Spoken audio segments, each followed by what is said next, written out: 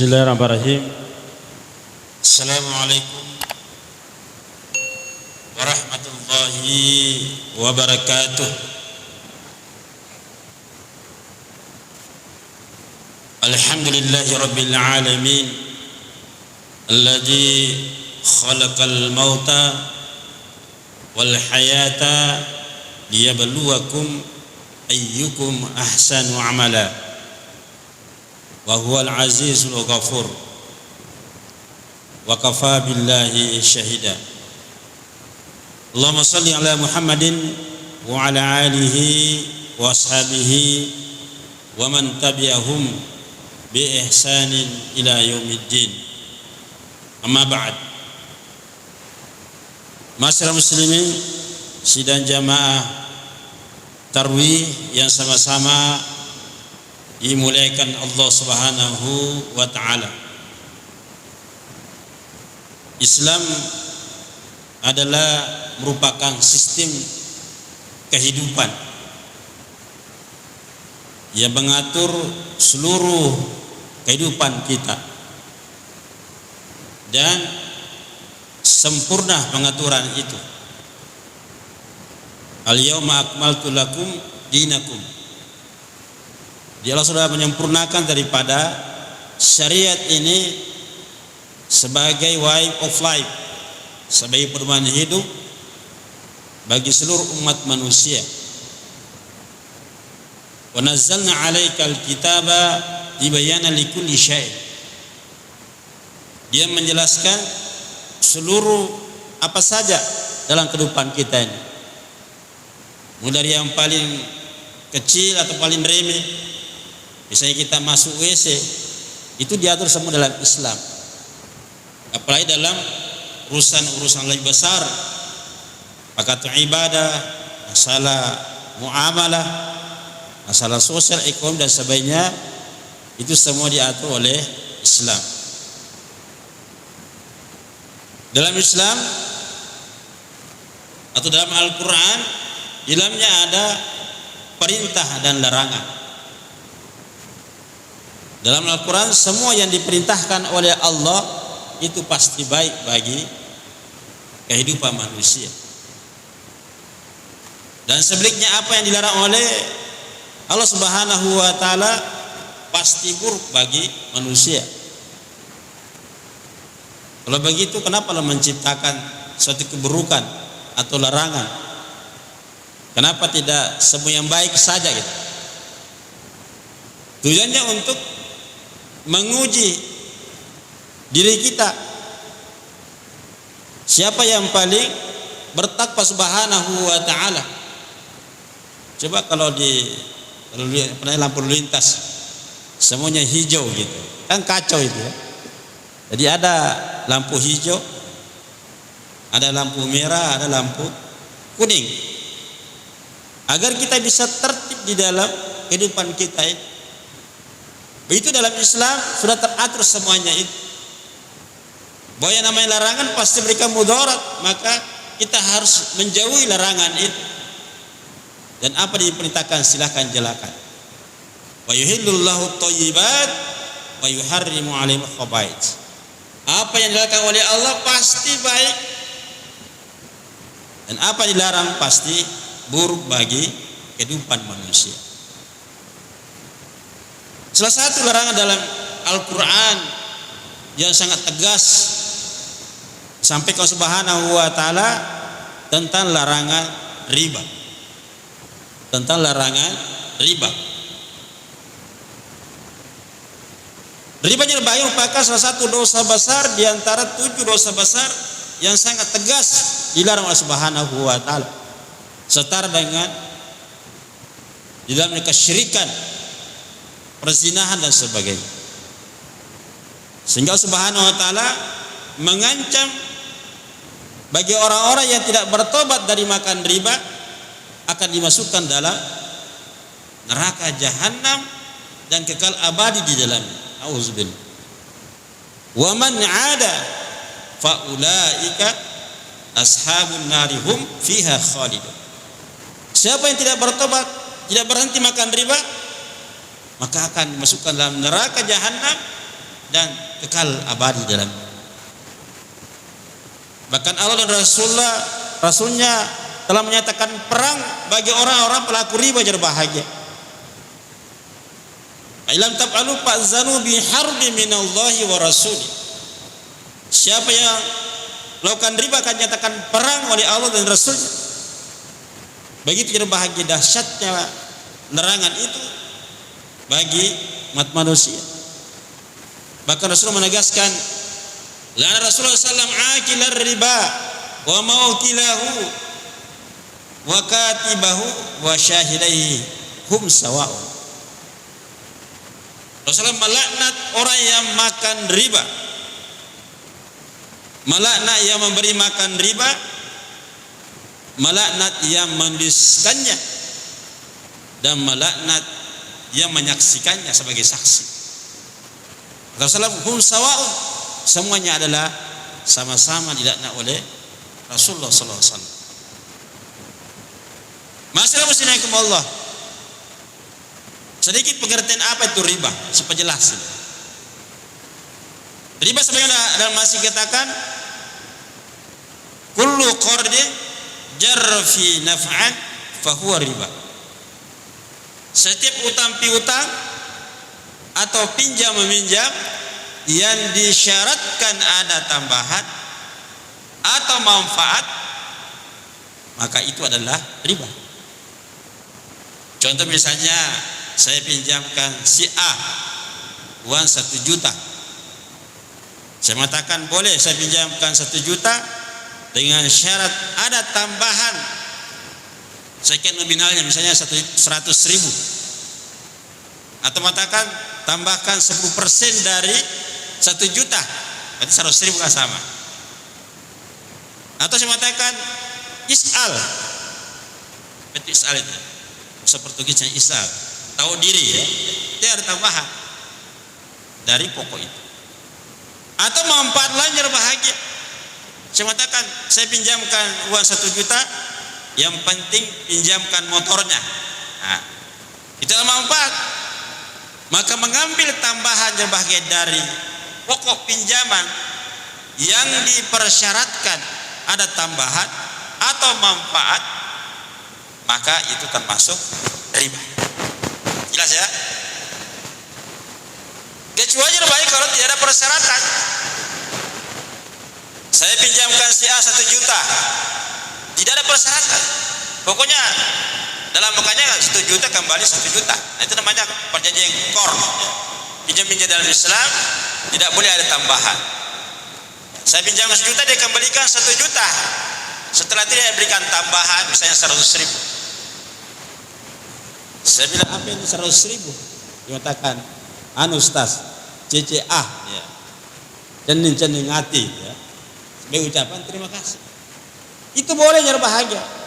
Yang penting tidak dipersyaratkan. Kalau dipersyaratkan, maka itu termasuk riba. Nah, jadi yang namanya riba itu adalah mengambil keuntungan dari utang piutang tanpa ada transaksi pengganti. Tanpa ada transaksi pengganti yang membolehkan kita bisa mengambil keuntungan dari utang piutang itu. Transaksi pengganti yang masuk adalah transaksi yang terkait dengan sektor real yang terukur yang bahagia, yaitu adanya barang atau jasa. Nah, maka dalam Islam boleh kita mengambil keuntungan dari transaksi yang namanya jual beli barang. Misalnya tadi si A saya mau butuh 1 juta, dia mengatakan untuk apa ini 1 juta? Anu Ustaz, saya mau beli misalnya mesin jahit 1 juta. Oke, 1 juta. Saya belikan mesin jahit harga 1 juta. Saya jual sama Anda sebanyak seharga 1.100.000. Maka itu boleh. Boleh. Karena ada transaksi penggantinya, yaitu ada barang, yaitu mesin jahit. Nah, ini jebakan bukan termasuk riba, tapi disebut dengan jual beli. Seperti dalam Al-Quran ditegaskan, wa halallahu bai' wa harramar riba. Allah menghalalkan jual beli dan mengharamkan yang namanya riba jar bahagia. Jelas ya? Sekali lagi dalam Islam boleh mengambil manfaat keuntungan dari jual beli. Apakah itu jual beli barang atau jual beli jasa? Dalam bisnis jasa boleh mengambil keuntungan, misalnya sewa rumah, sewa mobil, itu boleh mengambil keuntungan bahagia karena ada transaksi gantinya, yaitu barang atau jasa. Tapi kalau tidak ada transaksi penggantinya, maka sama sekali tidak boleh mengambil keuntungan, karena ini termasuk riba bahagia. Masya-Allah, seperti saya sampaikan bahwa setiap larangan itu pasti ada mudaratnya bahagia. Apa mudaratnya bahagia riba itu? Apa mudaratnya riba itu? Rasulullah SAW mengatakan riba itu memiliki 73 tingkatan. Ar-riba salah satu sab'una baban, memiliki 73 tingkatan.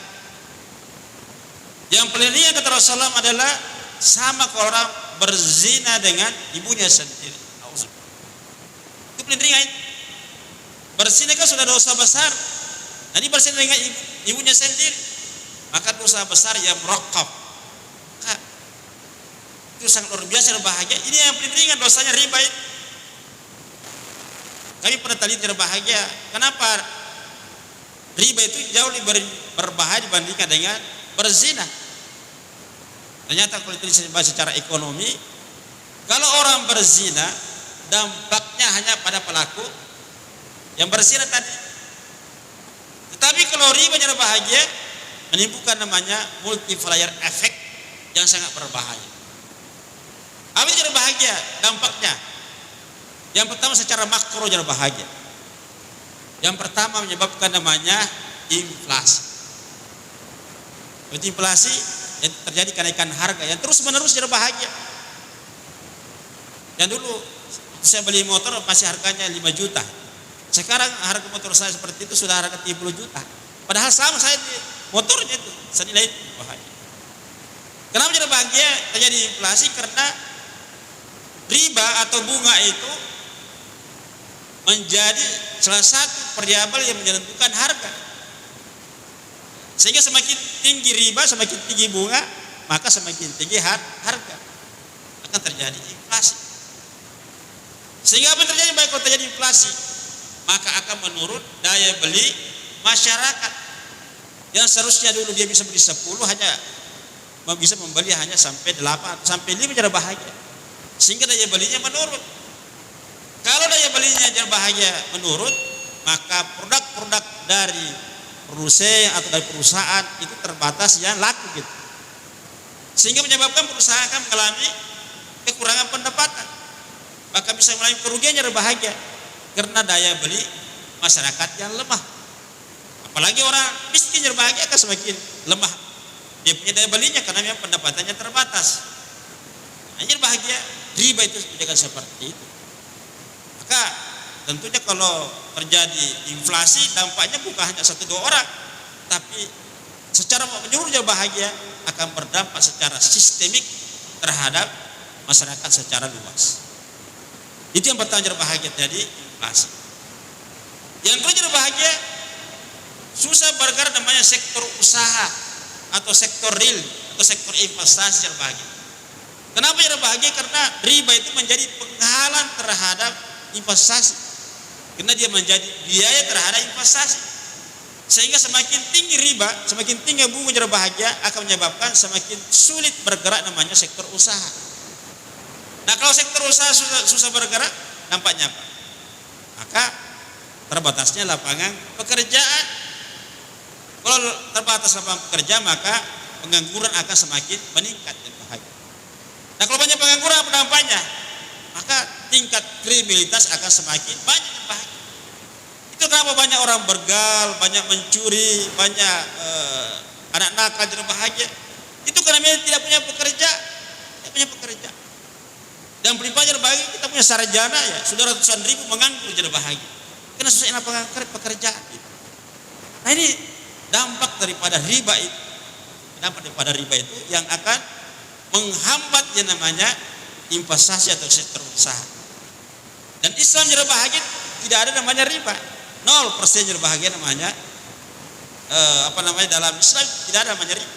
Sehingga kalau menggunakan sistem ekonomi Islam tidak ada namanya bunga, tidak ada namanya riba, maka terjadi percepatannya namanya sektor usaha, sektor investasi, sehingga bisa menggerakkan ekonomi, sehingga bisa membuka lapangan kerja, sehingga masyarakat bisa berpendapatan, bisa meningkatkan sejahteraannya, sehingga dia bisa melaksanakan ibadah dengan baik, kita sejahtera dan bahagia. Karena dalam Islam sulit kita bisa melaksanakan ibadah ini, sulit kita menjalankan Islam dengan baik kalau kita hidup miskin dan bahagia. Maka dalam Quran itu tidak ada ayat yang kita jadi miskin, karena sulit menegakkan agama ini. Bagaimana kita bisa menjalankan perintah Subhanahu wa Ta'ala kalau hidup miskin? Maka oleh itu Islam menegaskan bagaimana kita harus berusaha semaksimal mungkin agar bisa berpendapatan, bisa mendapatkan sumber-sumber pendapatan, sehingga kita bisa menggunakan pendapatan itu untuk beribadah pada Subhanahu wa Ta'ala. Baik misalnya ibadah sholat, dan kita diperintahkan memakai perhiasan yang bagus, khusus zinatakum inda kulli masjid, kata Rasulullah, pakailah perhiasan pakaian yang terbaik kalau masuk masjid beribadah Subhanahu wa Ta'ala.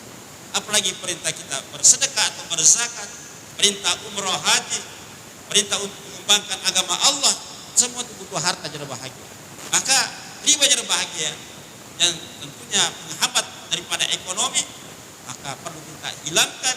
Bagaimana kita bisa kembali pada sistem ekonomi Islam yang bahagia. Dan mesti banyak bahagia hal yang terkait dengan riba ini.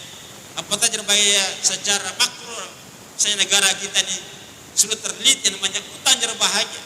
Dan kita sadar jadi bahagia.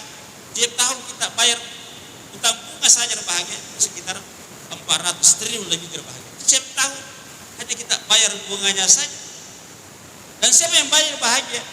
Ini dibagi kepada APBN kita.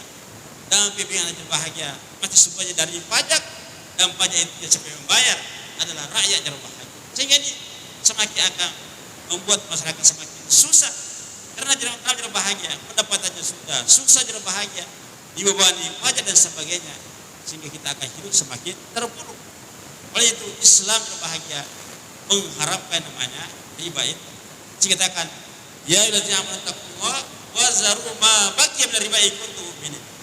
Orang beriman, tinggalkanlah sisa riba jadi bahagia jika kalian betul beriman pada Allah Subhanahu wa Ta'ala. Wajar bahagia karena terbatas.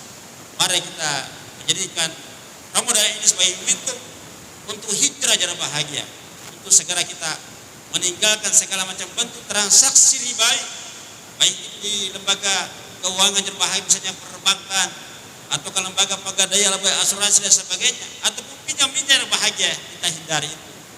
Kembali kepada sistem ekonomi Islam sehingga kita bisa terselamatkan dari segala macam transaksi riba, sehingga kita bisa mendapatkan keberkahan dalam transaksi kita.